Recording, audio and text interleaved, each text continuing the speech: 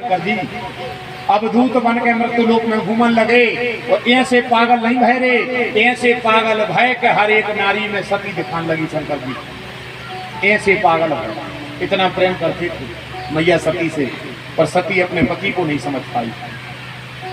अब बातें मनो दो ही है, अब पत्नी सोई का करने लगे, बातें दो ही है क्योंकि संसार है बहुत बड़ो। अब अकेली पत्नी को कहाँ न समझाएं, वो घर वाले को तो सोई समझाने पर जो डिंडू में बिल्कुल जीराई में घल रहो, वो को भी तो समझाने पर है कि रोटी की टाटी धरे देती है, तुमने क्या टाटा टोड़ा रहो है, मोटरसाइकिल को मर गया टूट गया कूद के घूटे चढ़ गए, जीरा गड़ो तो वो टोड़ा रहो है। जे चीजें भी तो बताने हैं। अब अकेले राम कथा कह तो नहीं है, पर राम कथा जा करे हैं कि दो पहलू एक से भाव तज्जे, एक से भाव तज्जे।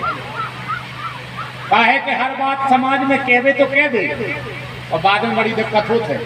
इस बात को पूरी तोड़ो और तोड़ के फिर समझाओ। तो अगर पत्नी को मर्यादा बताई जा रही है तो उतनी मर्यादा पति की भी है, जब खबर रखिए। अकेली पत्नी को सब कुछ नहीं लिखो, उतनी मर्यादा पति के लाने भी है। दोनों की बराबर होना चाहिए जब जीवन में सामंजस्य और प्रेम बनता है। मैया सती पिता की यज्ञ में समाप्त हो गई। शिव जी अवधूत बनकर के पागल हो गए, लेकिन वही समय एक तारकासुर को डेथ हो गए। ऐसो खतरनाक डेथ भौरे वो उन्हें ब्रह्मा जी से वरदान मांग लो कि हम मरे तो शंकर जी के बेटा से मरे। तो माँ शंकर जी परेशान, इतने सती पिता के यज्ञ में समाप्त हो गई। माँ व तारकासुर देवताओं को परेशान करें। पूरे देवता इकट्ठे भाई भगवान की लगन जान लगी। तारकासुर का आतंक हो रहा था, तो बे तो आतंक में फंसे थे देवता। पर धन्य है महाराज हिमांचल का भाग, राम जी ने कृपा कर रही मैया सती पे। तो ते ही कारण हिमगिरी रह जाई, तो जन्मी पार्वती तन पाई। बे मैया सती ही पार्वती बन के और महाराज हिमांचल के घरे बिटिया बन के आ गए। अब देखो रे कितनी बड़ी बड़ी बातें हैं रामायण में। मैया पार्वती को भाव जन्म, महाराज हिमांचल से पहरी ने आकर कही कि राजा बिटिया हो गई। तो राजा रे नचन लगी बिना वाहन बाजों के। पहरी ने पूछी महाराज काय नच रहे? तो महाराज हिमांचल के लगे रे भगवान ने हम पे कृपा कर दी, आज भगवान ने हमारे अपराध क्षमा कर दे। भगवान ने आज हमारे सब अपराध क्षमा कर दे। जिंदगी में जाने अनजाने में जितनी गलती भई हुई है, भगवान ने हमारे पूरे अपराध आज क्षमा कर दे। आज हमें भगवान ने एक बेटी का पिता बना दिया। अब आज की समाज में जिनके घर में अभी बेटियों के जन्म हो रहे हैं, उनको बड़ी तकलीफ हो रही है। तकलीफ ज्यादातर पता कौन को हो रही है? ज्यादातर तकलीफ हो रही है मतारी को और दादी को, बाप को और दादा को नहीं हो रही। मोड़ी की तकलीफ सब में ज्यादा होता है मतारी को। हमारे जी को पटक रहा हो भगवान, ये को जाने वो को नहीं दे रहा हो, जगह थे मतारी। और दादी सुनी हो बात जग और सतनक, बहू के बेटी बेटा होने तो वो होगा। एक दिन कोनो घरे गाओ, उन्हें पूछी काय मताई बहू के ते का भाव ने कछु महाराज बनना ऐसो मुंह बनाओ देने को कोनो ने धतूरे खुआ दे ने कछु महाराज बनना। ऐसो मुंह बना के कहते सोचे तो महाराज कछु अच्छो सोहते मनवा पे नहीं हो गई का कर।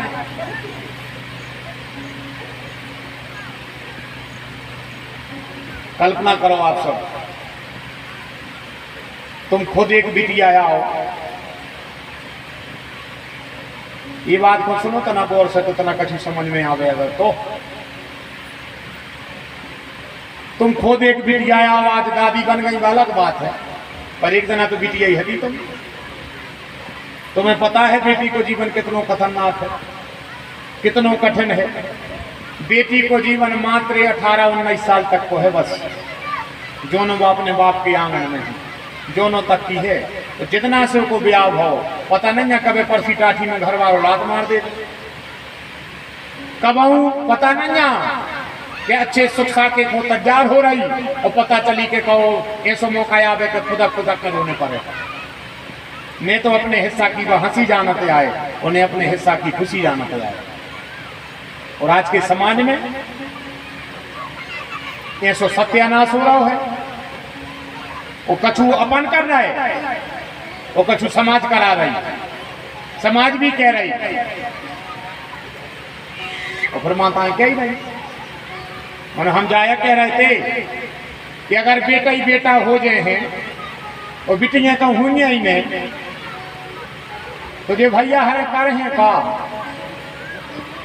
हम जा तो बता दे। मान के चलो तुम्हारा एक बेटा होगा तो तुमने कही के बहुत है भगवान उनके पांव पर है, और फिर झूमने में बोला फिर रही कि मोड़ा को पूरा पड़ जाए, काय में पड़ जाए, जब तुम्हें मोड़ी पोसाता ही नहीं है तो काय को पूरा पड़ जाए भैया को। भैया ये सही करें चप्पल चक्का आओ। कल्पना करो, जब तुम्हें अपने आंगन भरो पूरो चाहने हैं तो तुमको को भरो पूरो करो कि नहीं करो। यही बात घुमाया जा रहा मान चौपाई तो बेई की बेइया जब बे लिखी थी तो बेई तुम्हारे पापा पढ़ के मर गए, बेई अपने आजे पढ़ के मर गए, बेई पढ़ के मर गया भी अपन। उनकी कम से कम सिद्धांत तो समझो।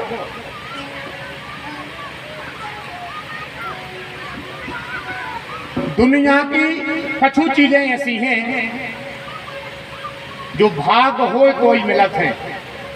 पता है का? पहलो सत्संग जहां तुमने बैठे हो, दूसरो भगवान को भजन, और तीसरो अगर दाम्पत्य अच्छो होते तो बिटिया को जन्म। दुनिया के सबसे बड़भागी माता पिता हैं जो उनके बिटिया को जन्म हो गए।